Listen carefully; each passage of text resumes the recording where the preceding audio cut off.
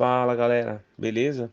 Galera, eu publiquei um pouco mais cedo alguns vídeos da pastora Nadir e eu me comprometi com vocês de tecer alguns comentários a respeito desse vídeo.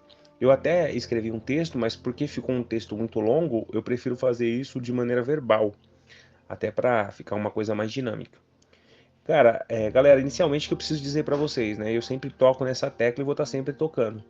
A gente precisa partir do pressuposto de que a Bíblia é a nossa regra de fé e prática, que ela é a palavra de Deus, a absoluta verdade. Ela é aquilo que deve ditar a forma como nós nos comportamos e como nós vivemos. Ela é a revelação máxima de Deus inspirada pelo Espírito Santo. E nenhuma, eu digo, nenhuma revelação particular, ela está acima da revelação geral, que são as Escrituras Sagradas. Então a gente precisa sempre partir primeiramente desse pressuposto, sabendo que a Bíblia é a palavra de Deus. É importantíssimo nós sabermos disso, pois isso nos servirá como parâmetro para distinguirmos aquilo que de fato Deus revela de maneira particular, e eu acredito em revelação particular, daquilo que não é palavra que sai da boca de Deus. O maior critério que nós podemos usar para distinguir e sabermos quem fala em nome de Deus e quem não fala é saber se aquilo que sai da boca daquela pessoa é contrário àquilo que já saiu da boca de Deus. Quando? Quando Deus inspirou os apóstolos, os profetas a escreverem as escrituras, porque a escritura é a revelação absoluta de Deus. Então, nenhuma revelação particular pode estar em contradição com a revelação geral, que é a revelação das escrituras. Esse é o primeiro critério para nós sabermos se de fato, quando uma pessoa fala que recebeu revelações, ela recebeu ou não essas revelações da parte de Deus. Tendo dito isso, e já começando a comentar o vídeo da pastora Nadir de trás para frente, quando ela diz: pode me chamar de herege, pode me chamar de mentirosa, mas faça a prova de Deus. Eu não preciso provar a Deus no sentido de orar a Deus para saber se ela diz ou não a verdade. A própria Escritura me dá o parâmetro para eu saber se aquilo que ela está dizendo ou não é verdadeiro. E quando eu olho as coisas que ela fala nesse vídeo, eu percebo que estão claramente, não tudo, obviamente, mas a maior parte das coisas que ela fala está claramente em oposição àquilo que a própria narrativa bíblica traz sobre a sexualidade humana. A Bíblia, embora não seja um manual sexual, ela trata de alguns temas relacionados à sexualidade. E aí, nos áudios a seguir, eu quero mostrar para vocês qual é a visão da Bíblia e do próprio Deus sobre a sexualidade humana. Em primeiro lugar, galera, ao contrário da mentalidade popular, a qual associa a sexualidade, o erotismo com o pecado, tanto a sexualidade humana quanto o próprio erotismo foram criados por Deus para que Deus fosse louvado através disso. E o livro que mais demonstra essa realidade é o livro de Cantares, ou o livro de Cântico dos Cânticos. Esse livro, que tradicionalmente ele é atribuído a Salomão, embora não se saiba com 100% de certeza se foi ou não Salomão que escreveu esse livro, ele expressa o amor conjugal entre um homem, o amado, e uma mulher, que é amada.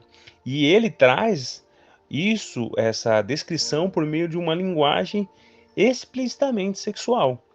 Isso fez com que algumas pessoas cristãs, mais indoutas, elas passassem então a buscar um significado meramente espiritual no livro de Cantares, descartando do livro de Cantares toda a literalidade, todo o sentido literal do texto, buscando significados espirituais, como se o livro tratasse apenas de enigmas ou de metáforas para expressar o relacionamento entre Cristo, que seria o noivo, e a igreja, que é a noiva, ou Javé, que é o marido, e Israel, que é a esposa. Contudo, claramente, o livro de Cantares é um poema lírico, escrito para exaltar as virtudes do amor, do casamento, entre o homem e uma mulher, e mostrando que o casamento sempre foi um plano divino. E além disso, o livro de Cantares ele vai também, em certo sentido, combater dois extremismos. O primeiro é o ascetismo, é a negação de todo prazer. Salomão deixa muito claro que nós devemos desfrutar a vida, mas ao mesmo tempo vai contradizer, ele vai negar, né, ele vai combater o hedonismo, que é a busca desenfreada pelo prazer, porque na perspectiva de Salomão, no final das contas, tudo é vaidade.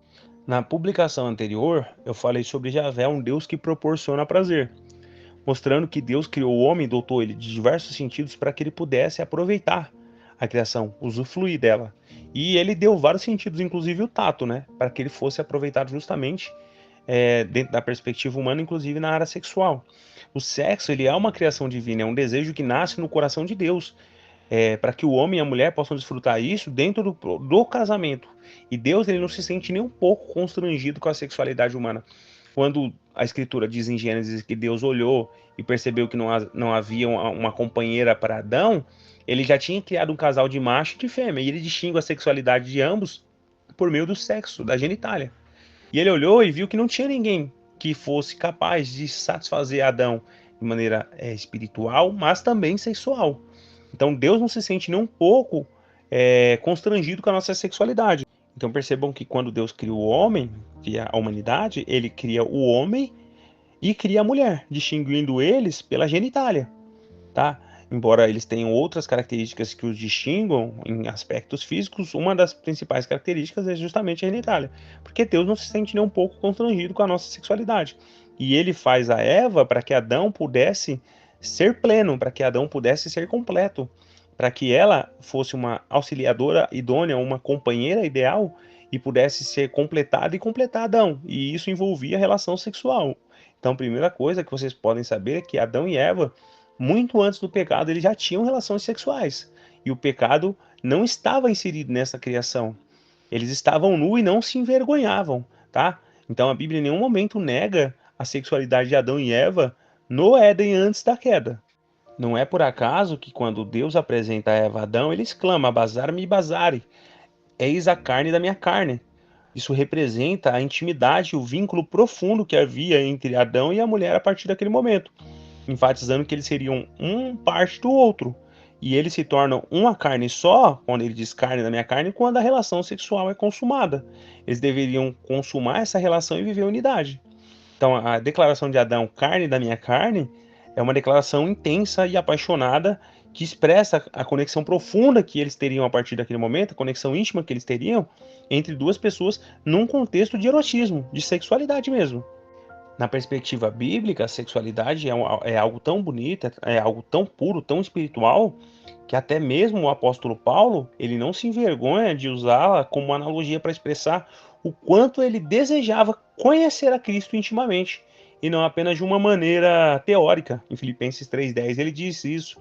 E aí um dos comentaristas bíblicos, William Barclay, ele diz que o verbo grego conhecer, usado pelo apóstolo Paulo nesse contexto, é o mesmo verbo de Gênesis 4:11. E Adão conheceu a Eva, a sua mulher. Conhecer ali a gente sabe que é um eufemismo para a relação sexual.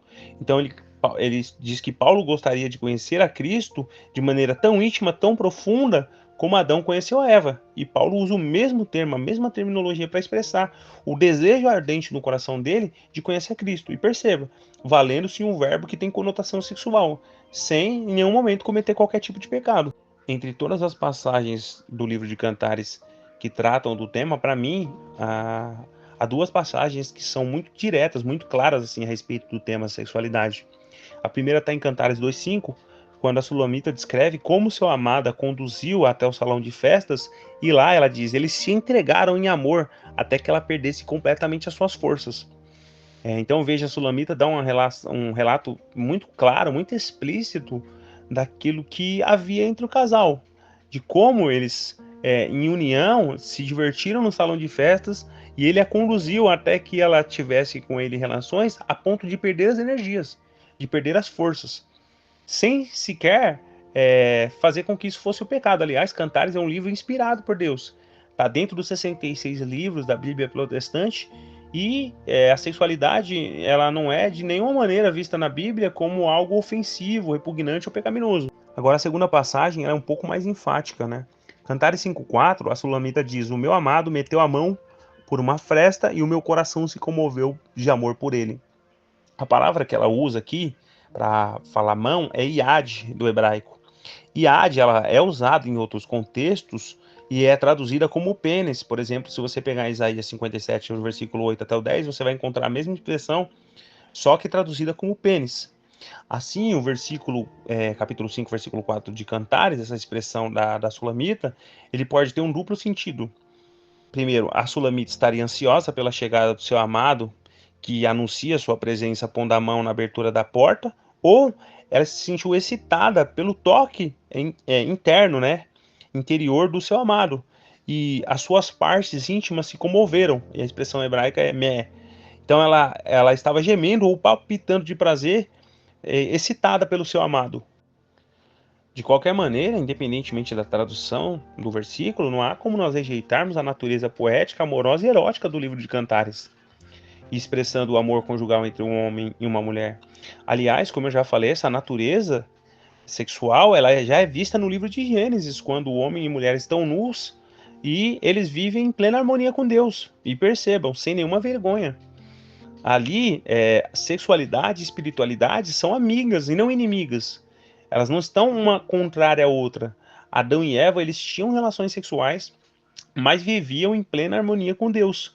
Então a espiritualidade e a sexualidade caminhavam juntas, sem nenhum problema.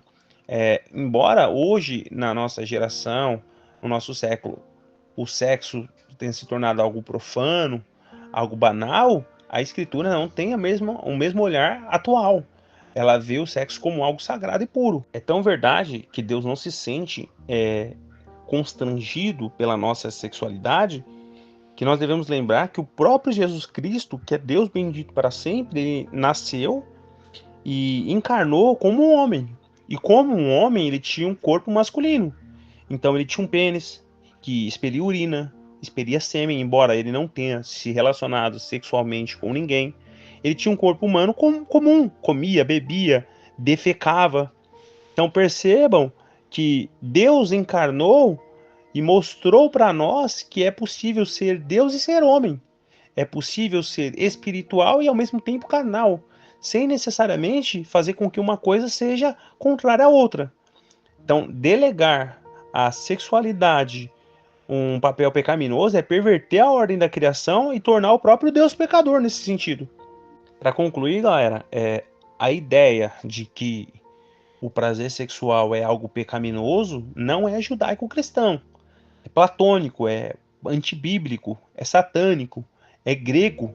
Os gregos entendiam que a matéria era algo impuro e, portanto, qualquer espírito puro não poderia se relacionar com a matéria. Por isso, Cristo encarnado e crucificado é escândalo para os gregos. Mas nós não somos gregos, nós somos cristãos. E nós precisamos entender, em primeiro lugar, que foi Deus quem criou a sexualidade e as partes sexuais no homem e na mulher, criando um sistema nervoso para que eles pudessem desfrutar dos prazeres delicados e saudáveis dentro da relação conjugal. Então, nós não podemos fazer do sexo um Deus, mas também não podemos tratá-lo como o próprio demônio. A salvação em Cristo é algo mais importante do que qualquer coisa. E o prazer sexual foi projetado por Deus para dentro do casamento. Então, galera, com base em tudo que eu disse, nós podemos perceber claramente que as revelações que a pastora Nadir recebeu a respeito da sexualidade humana está em completa dissonância ou contrariedade com aquilo que a própria Escritura ensina. A Escritura ensina que o sexo, em primeiro lugar, foi criado por Deus e deve ser desfrutado de maneira prazerosa. Essa visão que ela tem de que dentro da sexualidade é necessário manter-se mudo, que o marido não pode elogiar a mulher. Se você pega o livro de Cantares, você percebe uma declaração de amor dentro da sexualidade do casal, do amado para a amada. Ninguém faz sexo mudo, ninguém é mudo. Então, o sexo não é algo que tem que ser algo rápido, como se fosse algo impuro, que transferisse algum tipo de impureza para o casal. Ao contrário, o apóstolo Paulo, inclusive, ele diz que a mulher cristã, ao ter um marido não cristão, ela não deve separar-se dele, porque ele é santificado por meio da mulher. Outra coisa é quando ela diz: o Senhor me revelou que o sexo é um casamento para ser feito dentro. Vejam, galera, também que as declarações da pastora Nadir sobre Deus ter revelado a ela que o sexo é um presente para ser desfrutado no casamento, isso não é novidade nenhuma para quem já lê a Escritura. A Escritura ensina isso. Agora, o que a Escritura não ensina é o que ela tenta transmitir, que o sexo precisa ser algo mecânico, como que se fosse algo tão impuro que o casal não pudesse desfrutar de nenhum tipo de alegria ou satisfação ao praticá-lo. Veja, ela tenta tornar impuro aquilo que Deus fez puro. Ela denigre aquilo que Deus fez íntegro. Porque Deus faz a sexualidade do casal com o propósito de que eles tenham satisfação. E Salomão diz: desfruta os dias da tua mocidade com a mulher que tu ama. Goza os dias da mocidade com a mulher que tu ama. Então Deus fez o sexo para ser algo prazeroso. E não para ser algo ruim. Além disso, essa ideia dela de que quem pratica posições sexuais ou faz declarações durante a prática sexual faz com que a pessoa seja réu do inferno, isso faz diminuir o sacrifício de Cristo, porque como é que um casal em Cristo, unido no cabeça da igreja, por uma união mística, vai ser réu do inferno porque estão praticando algo que é bom e ela está dizendo que é ruim? Porque quando Deus cria o mundo, no sexto dia, no sétimo ele descansa, ele já viu que tudo que ele criou era muito bom, inclusive o sexo. Eu acho que ela não pratica muito, por isso que ela acha que é uma coisa ruim. Mas Deus viu que era bom. Deus diz que é bom, ela diz que é ruim. Deus diz que é santo, ela diz que é pecaminoso. Então ela quer ser mais santa que o próprio Deus. E outra, isso invalida completamente os méritos de Cristo pelo sacrifício substitutivo na cruz. Quer dizer que uma declaração durante o sexo ou uma posição sexual faz a pessoa ser réu do inferno? Oxe, então o que Cristo fez na cruz é em vão. Em vão é a nossa pregação e, como disse o apóstolo Paulo, comamos